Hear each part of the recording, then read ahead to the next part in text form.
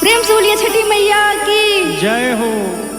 आई आज छठ पर्व पे फटाफट डिजिटल में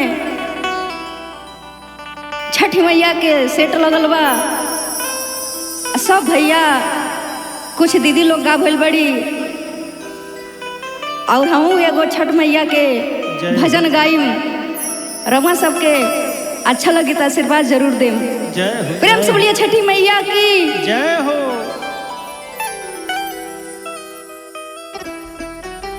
हाजीपुर से केरा के घावा दिया बलमा से मंगाई ले हब हो।